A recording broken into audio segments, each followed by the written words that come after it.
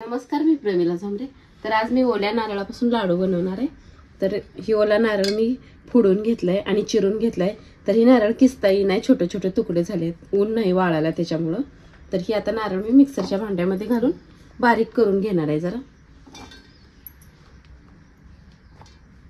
तर ही मिक्सरला मी नारळ बारीक करून घेतलेला आहे। तर ह्यात पाणी हे काही वापरलेलं नाही, फक्त फिरवून घेतलेलं आहे। तर एक वाटी फुल भरून नारळ आहे, नारळाचा किस झालेला आहे आणि वाटीला थोडंसं कमी साखर घेतलेली, म्हणजे निम्म प्रमाण आपल्याला साखरेचं घ्यायचं। तर मी गॅसवर कढई ठेवले, एक चमचावर तूप टाकून घेतलेलं आहे। त्या तुपात ही साखर टाकली, साखरेच्या निम्म प्रमाण आपल्याला पाणी ओतून घ्यायचं। आता आपल्याला छान असा पाक येऊ द्यायचा।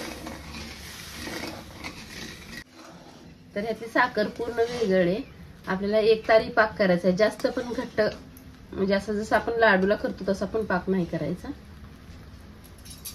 ह्यात मी विलायची आणि जायफळ आहे ते पण टाकून घेतलेलं आहे।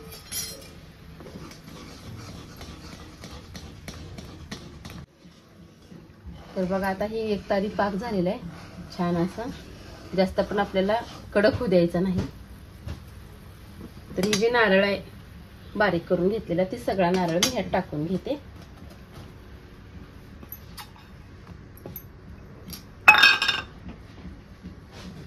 नारळ टाकल्यानंतर छान असं मिक्स करून घेते साखरेमध्ये।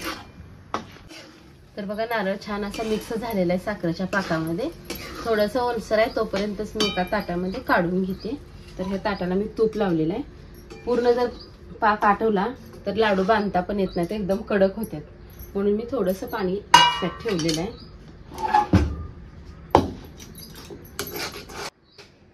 तर ह्या ताटाला मी खाली तूप लावून घेतलेलं आहे आणि त्या ताटामध्ये नारळ काढून घेतलेला आहे। तर मिश्रण छान असं थंड झालेलं आहे आणि मी एक लाडू असा वळून घेतलेला आहे। तर ह्याला एका प्लेटमध्ये ठेवते। तर बघा अशा प्रकारे मी नारळाचे लाडू बनवून घेतलेले आहेत।